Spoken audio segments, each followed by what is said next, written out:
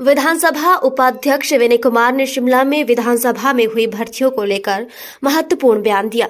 उन्होंने स्पष्ट किया कि सभी भर्तियां पूरी तरह से पारदर्शी तरीके से हुई हैं और इसमें किसी भी प्रकार की अनियमितता नहीं बरती गई है। उन्होंने कहा कि जितनी भी भर्तियां विधानसभा में हुई हैं वो पूरी तरह से मेरिट के आधार पर हुई हैं। जब भर्ती प्रक्रिया शुरू हुई उस समय वे उपाध्यक्ष भी नहीं थे। यदि उन्होंने इन भर्तियों से दूर दूर तक भी कोई नाता निकले तो वे अपना पद छोड़ने के लिए तैयार हैं। उन्होंने ये भी जोड़ते हुए कहा कि भर्ती प्रक्रिया में जो भी उम्मीदवार मेरिट में आए हैं उन्हीं को सिलेक्ट किया गया है। इसी प्रक्रिया में किसी भी प्रकार की सिफारिश या पक्षपात की कोई जगह नहीं है।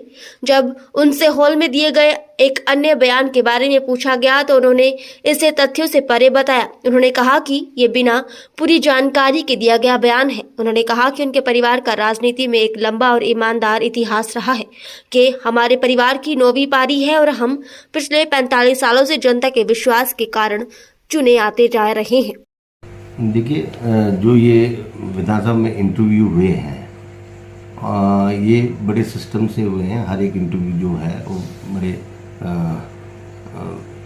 ध्यानपूर्वक लिया गया है। और जब ये इंटरव्यू हो रहे थे उस समय मैं इस विधानसभा का डिप्टी स्पीकर नहीं बना था। उसके बाद मैं डिप्टी स्पीकर बना हूँ।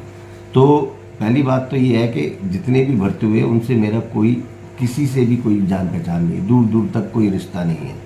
और जो ये प्रेस कॉन्फ्रेंस रणधीर शर्मा जी ने और विनय शर्मा जी ने की है वो बिल्कुल निराधार है, कोई तथ्य नहीं है।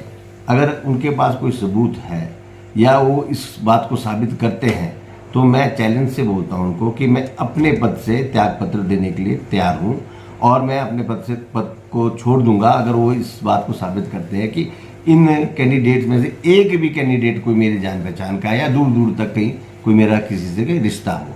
तो ये आरोप लगाना बहुत इजी है।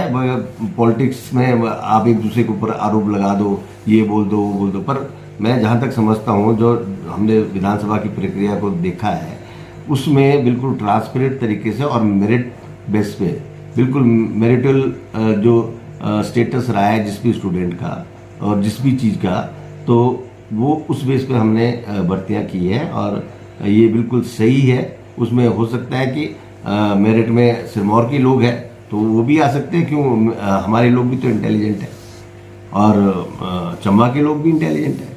तो इसका मतलब ये थोड़ी है कि वो मेरे या स्पीकर साहब के लोग होंगे, इसका मतलब ये नहीं है। तो थोड़ा सोच समझ के बयानबाजी करनी चाहिए और जब आप किसी के ऊपर आरोप लगा रहे हैं तो आप ये देखना चाहिए कि आप किसके ऊपर आरोप लगा रहे हैं। हमने राजनीति हमने बेशक की है पर हमने बिल्कुल सच्ची राजनीति की है। हम धोखाधड़ी और ये इन चीज़ों में बिल्कुल विश्वास नहीं रखते। तो मेरा आपको यही कहना है कि आप इस तरह की बयानबाजी से बचें।